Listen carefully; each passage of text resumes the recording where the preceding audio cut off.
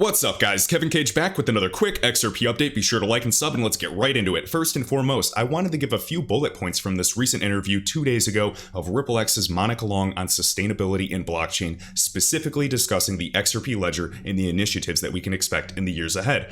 Something to note, the XRP ledger consensus mechanism is 120 times more efficient than that of Bitcoin's. It's obvious. Look at the core technology, not the current price. She also goes on to emphasize that the UK Prime Minister wants London to be one of the huge financial capitals in the world that's in fact focused on these initiatives to become the dominant green financial capital.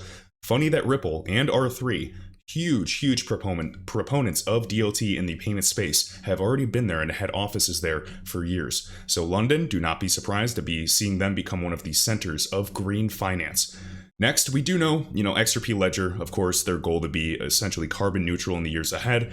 Personally, why I also think that XRP is destined to become a dominant and key player in the space with the likes of many other assets that are even connected to the World Economic Forum, such as Cardano, Stellar, all these other assets, Lumens, ADA, etc. Okay, and then keep in mind, they're also bringing together, for these initiatives, they're bringing together some of the biggest banks in the world, the tier 1 giants that monopolize the cross-border market, and essentially getting them to promise to embrace this new green energy movement. So interestingly enough, we do know, of course, Energy Web token, EWT, is another token that's been performing very well, available on KuCoin at least. And I know that, EWT specifically, or Energy Web, and the XRP Ledger Foundation have been teaming up massively. So Monica in this video said if you want to take a look at, developing and actually taking this action into your own hands and looking at the tools that are being utilized, go check out Energy Web 0. Very, very exciting. All right.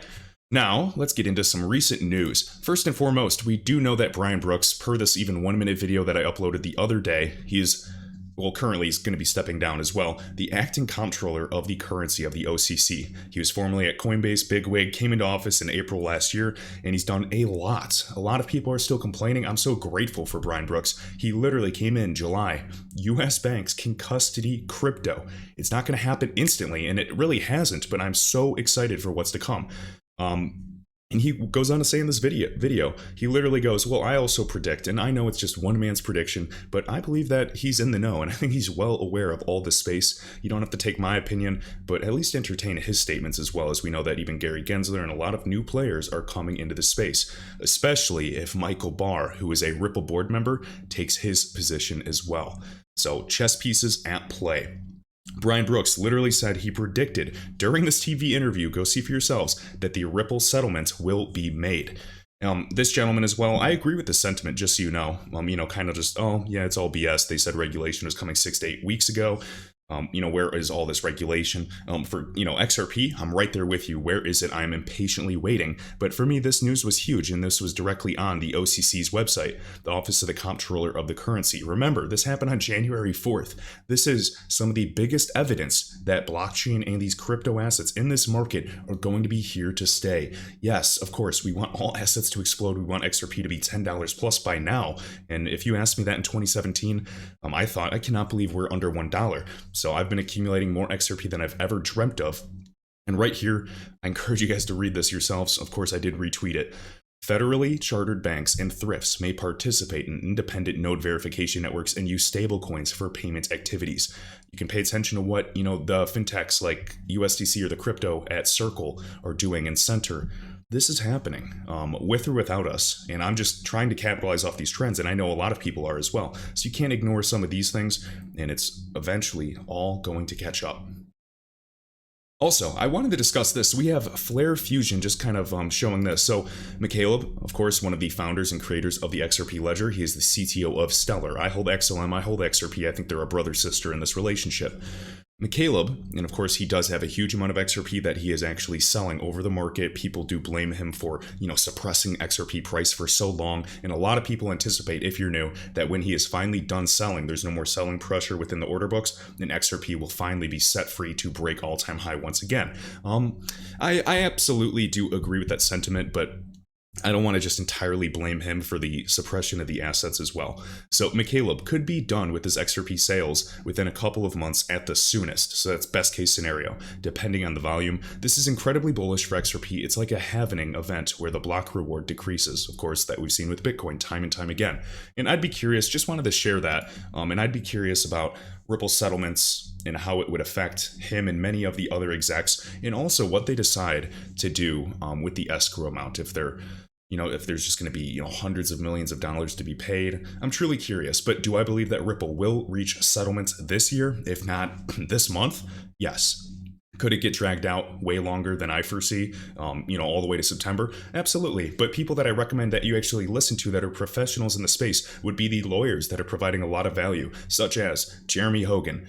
We have John Deaton. We have a variety of helpers in this ecosystem, all right? And then also Jesse. So I have all of them. I finally just followed all of them. I found them on Twitter. I don't know what took me so long. Highly recommend that.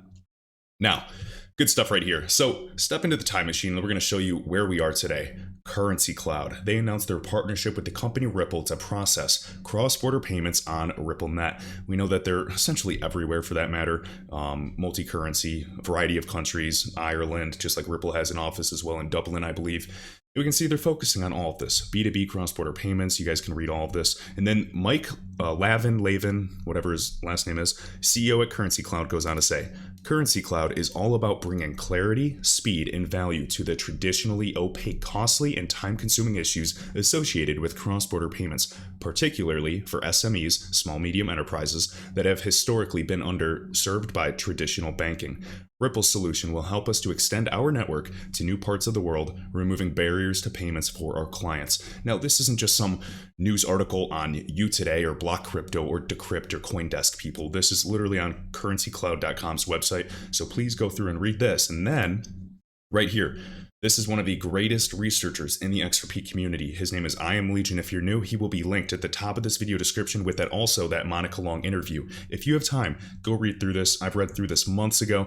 He also has a phenomenal Coil blog on coil.com. I hope it's still up. I used to read through that religiously. Talk about really catching up the speed since really the inception of XRP. I absolutely recommend following this gentleman. So Currency Cloud to process cross-border payments on a RippleNet as well. See for yourself with Finextra going through this. We know Visa joined the funding as well. I'm going to kind of touch through this. APIs, blah, blah, blah, blah, blah. Swift GPI connections, TransferGo, as we know. We can talk about all of those groups and Earthport, which Visa acquired. So you can see Visa's really pulling the strings for a lot of these ecosystems, just like MasterCard's engagement with a lot of these groups in with R3.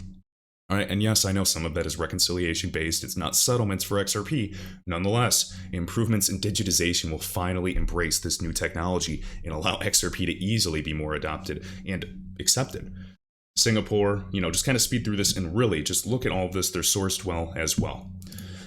All right, and just to remind you, so we do know that RippleNet is now SOC 2 certified for those of you that understand how big of a certification this is and essentially makes legitimate RippleNet service. This is no surprise whatsoever for a $10 billion valued company. And we can see right here. Since launching in June 2020, nearly 40 banks and payment service providers, PSPs, have adopted or migrated to Ripple's global payments network based entirely in the cloud. Recently, Lulu Exchange, and I did see BankXRP also shared that recent announcement, so go follow that gentleman, partnership with Ripple, and today uses RippleNet Cloud to process cross-border payments instantly, reliably, and cost-effectively with a single integration. We already know there are live users of XRP via on-demand liquidity. If you understand the strategy, it's not overnight. You understand the overall rollout, and once price starts going, how fast things can compound. I think you guys are going to be willing to hold your XRP. I personally am holding all of my XRP. I'm not going to be gambling it to try to take, and buy lower, because I cannot take that chance. Even if I do see certain opportunities in the trade, I am holding my long-term XRP regardless. I'm not, risking to lose my original position after so many years of accumulating. You can always play that game saying, coulda, woulda, shoulda, I could have had more, but so be it. At least we're in this space right now. That is something that we have to be proud of. All right. And then securely modernizing payment infrastructure, this last sentence, then we'll keep going, so be sure to stick around. We expect 2021 will see further customer adoption of RippleNet Cloud thanks to the trust its newly awarded certification assures. Completely agree. So hold strong, and as I've been emphasizing on Twitter, most blessings, or at least the blessings that I've had in life, have never come cheap, but they've always been worth it. Right here, Naveen Gupta, quote from Ripple, and I'm going to emphasize this going into my next point. You can find more quotes like this on status.hr. Ripple is not an ordinary company. We are not here to make us have a small market share, market capitalization, or make a small amount of money in the space. We are here to make a dent in the universe. And they've gone on to say, many people, we either change fundamentally at the, fundamentally how value moves around the world and removing that friction and succeed, or we disappear entirely. And based off of how many people they're hiring, based off of the new offices globally, based off of the new regional HQ move in Dubai, based off of Singapore, Japan, UK, their growth in all of these nations, Brazil as well, the expansion for ODL, Thailand, the corridors, Turkish lira with the Kuwait financial house. I can't believe I forgot to mention that. What do you think's going to happen? In my advantage, I know I have hands of steel, and I'm going to outweight the people that want easy money. So there's a very big difference between the extremely wealthy people and the people that are here for the quick gains. The quick gains, they'll get sick, they leave quickly, they come back and they'll buy your XRP when it's already over $1, time and time again. Okay? Next, Wrath Economan, another great person to follow if you are serious about XRP. So Lightnet will work with Ripple partner MGI MoneyGram to expand payout services throughout Southeast Asia. Southeast Asia, guys, similar trend. Every video of anyone covering blockchain and crypto news, Southeast Asia is just ahead of the curve in terms of payments. They already work with Ripple partners, SCB, one of the biggest banks out of Thailand. This is Siam Commercial Bank, and then also Centbee, which I'm sure you're familiar with. Also interesting because Lightnet runs on Velo, which is Stellar backed entirely, and works with Visa for B2B credit in this area. So we have all the links sourced right here. Lightnet expanding with MoneyGram, and then Lightnet Group forges partnership with SCB. So I encourage you guys to look through this. Obvious connections as well to Singapore, so no surprise whatsoever.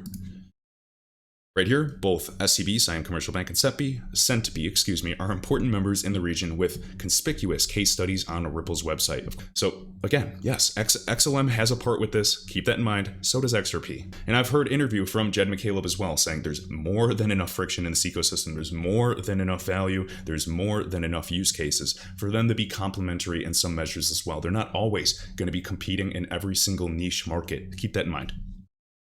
And then, Velo Labs, Lightnet Group, Visa. So Visa, once again, just like on the Future Global Cryptocurrency Group, on the World Economic Forum's website for the future, where, of course, we have Stellar and Ripple named side by side. They're one of the earliest players in this game. Whether you like XRP, whether you like XLM, I love both. You can't count these assets out. They've been here, and they've built some of the biggest infrastructure in terms of payments and helping really bridge the old with the new, and now all these other big new DeFi projects are able to use the rails that were already built, or at least some of the regulation that's come out of it, things of that nature. Ripple's been informing central banks for years. We're talking, I would say 5+ years, informing central bankers, regulators about the benefits of central bank digital currencies, about interoperability between systems, freeing dormant cash. And now we have Flare networks that is really coming to ramp up. I cannot, even if prices, fluctuate like crazy, we go up 100%, we come back down 50%, I don't care. I know what is coming in the future. So all sourced right there, I did retweet that. Something interesting to note, this is right here, so Glassnode, since Grayscale, a subsidiary of Digital Currency Group that is an original investor in the company Ripple, we can see Ethereum Trust opened in February at a total of 195,000 ETH have flown into this trust. 50,000 Ethereum, that keep in mind, Ethereum's expensive, were added yesterday alone. The current assets under management of the ETH Trust is $5.5 billion. This is more than doubling since the beginning of the year. We have all links sourced as well. You can go to the direct Twitter page if you're curious. Very crazy. This is massive, massive money in the space. Of course, some of the tether printing that we're seeing may be wash trading or just kind of, fluctuating between. Nonetheless, every time tether prints, markets pump like crazy. But on the other hand as well, because I'm watching in anticipation, you cannot get caught off guard when we're being greedy. And do I believe this market's going to go 50x from here in the future? Yes. But we're trying to gauge where corrections would be in pullbacks as well to optimize our returns. Sometimes when tether, well, not sometimes, all the time per even Crypto Whale's analysis, whenever tether stops printing, there's a little delay, and then markets will do that pullback. So keep that in mind for retesting certain levels. Anything's possible. Do what's best for you. I'm not a financial advisor. This is not financial advice at all in anything. But, you know, profit is profit. So I've been taking little profits in a variety of assets I'm trading. Just a personal choice.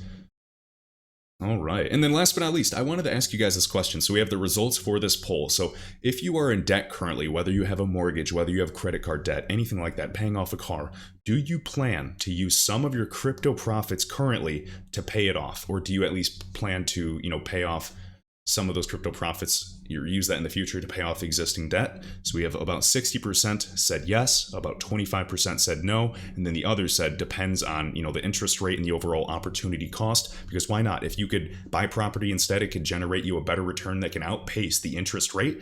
It seems like the obvious thing to do to, you know, maximize your returns. So very interesting. Let me know your thoughts down below and answer this question. If you're in debt currently, do you plan to use some of your crypto profits to pay it off? Yes or no?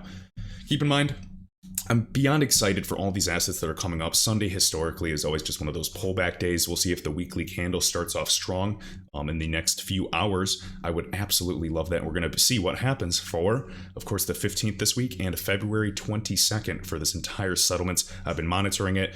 Follow those professional lawyers that are covering it, giving the good and the bad, giving their opinion as well, but it is a lot more professional based in this ecosystem. So keep that in mind. I'm happy for others when their crypto's going up, even if I don't hold that crypto. As you know, I hold about 20, well, right now probably 30 plus. I really have to rebalance everything, as I keep saying. We've all been through enough BS the past few years. If you make gains, I am beyond happy for you. It's not going to hurt my ego at all. I'm rooting for everybody here, sincerely. So keep that in mind. Money is a tool. It'll take you wherever you wish, but it will not replace you as the driver. I love that quote, and I'll catch you in the next video.